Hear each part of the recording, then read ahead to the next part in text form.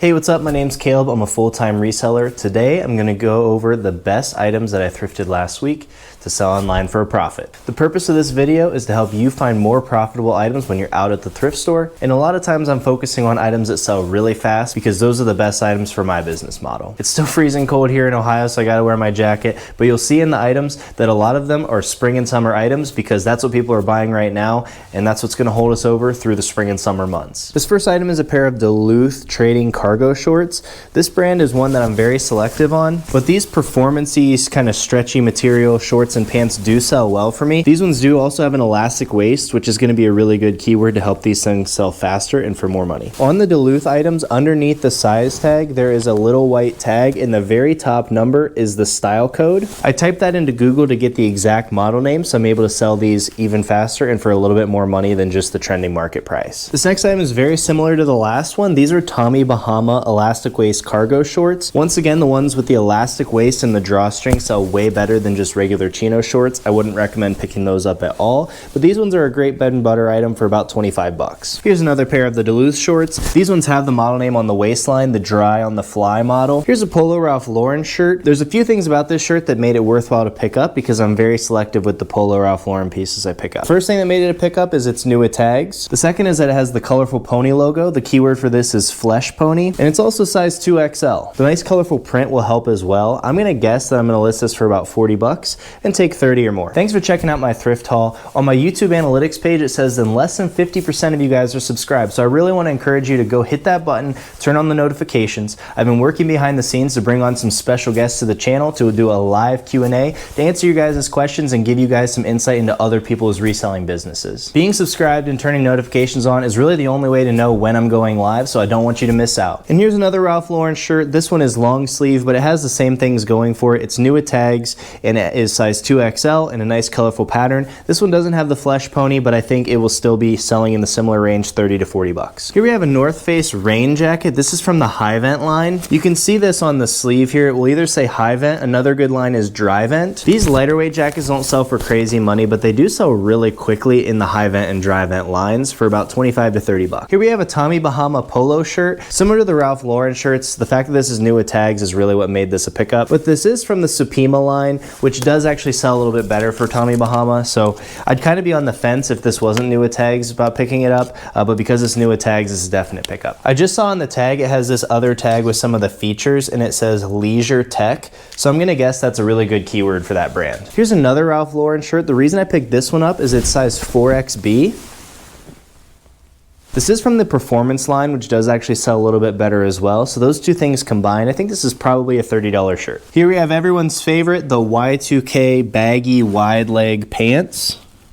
These do have some wear on the bottom, but they do have this nice embroidery on the back. And here's the brand. I had honestly never heard of it before. Muckaware? I don't know, could be butchering that. If you know how to pronounce that, let me know. These are size 40-34, but they were clearly hemmed up to a way shorter inseam. So the size is definitely not great on these, but because these are selling like hotcakes right now in this wide baggy style, I was confident taking a gamble on these. If you saw my video last week, you saw I found another pair of these. These are Tailor Stitch foundation pants. You can see the style name right inside the back pocket there. The ones I found last week had a bleach stain and some other oil stains on them, but these ones are in perfect condition, so I think they'll be worth about 40 to 50 bucks. Here we have a pair of Diesel jeans. These have the button fly, and they are like a boot cut style. And of course, black denim does sell faster for me, in my opinion. So all those three things combined, didn't even really look these up. I usually sell the good models of Diesel jeans anywhere from 30 to 40 bucks. This next item is a Harley Davidson Henley shirt.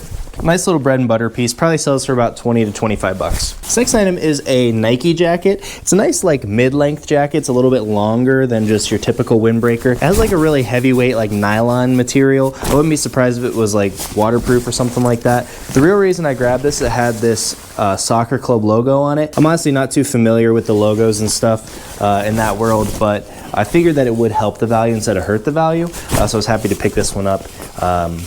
Just going off my gut instinct, I'd say it's about a $40 jacket, but I wouldn't be surprised if it went for a bit more. Here we have a Duluth flannel shirt jacket. This one is snap button and is fleece lined on the inside. I sold these all winter long for anywhere from 30 to 50 bucks depending on the model and the size. Because we're heading into spring, I'm gonna list this for about 30 bucks and try to sell it quick. Here we have some vintage Levi's 505s. They're not in a great size of 38, 32, but they are made in USA, have a nice even wash on them. So I still think I can sell these for about 30 bucks. This next item is a pair of G-Star Raw jeans. They have lots of little interesting details on them. The model name on this is the 3D Slim.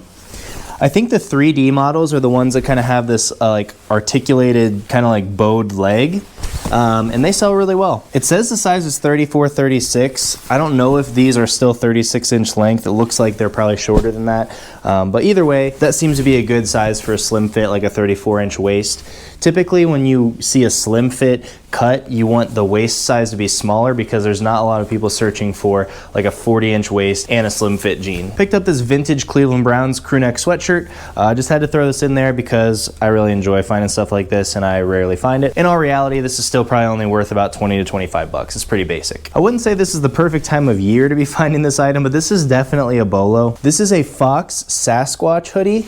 If you look up the sell-through rate and comps on this, this is an amazing piece. There's some that go for really good money depending on the pattern and the other features. Even though this one's basic and it's not the right season, I still think this will sell quick for 50 bucks minimum. Here we have some plaid loudmouth golf shorts. These are in a horrible size of size 46, but I've been looking for this brand for quite a while and have never found it. So I thought it was a good opportunity to pick it up super cheap for under 5 bucks. And do a little bit more research on this brand. This one has like a bunch of squares of plaid kind of stitched together, so I'm gonna use patchwork as one of my keywords on this. I think that will help it sell quicker. Here's another nice little bolo I rarely find, but this is a Simms fishing shirt. The fishing shirt really isn't like one of the most amazing items to find in this brand. Outerwear, vests, fishing jackets, fishing vests, things like that are gonna be the best sellers, but I never pass up this brand when I see it at a reasonable price. All right, this next item is a F&G Tech golf vest. This is the brand Fairway and Green. When you see this in the polos and the name is like spelled out, that's always a pass. It's never a good item. But these tech items actually do have a much better sell-through rate and can sell pretty well. This next item is a Peter Millar Summer Comfort Polo. The basic colored ones and the striped ones don't really sell amazing unless they have a really good golf course or something embroidered on it. I'm hoping this comes through on camera, but this is an all-over print of little either martini or cocktail glasses or something like that. Anything with all over print and kind of a geometric style, especially when it has to do with drinking or cocktails or alcohol or something like that, those do sell way better in the Peter Millar polos. Here we have some Nike Pro little like compression tights. They are in a men's size, which will help the value a bit.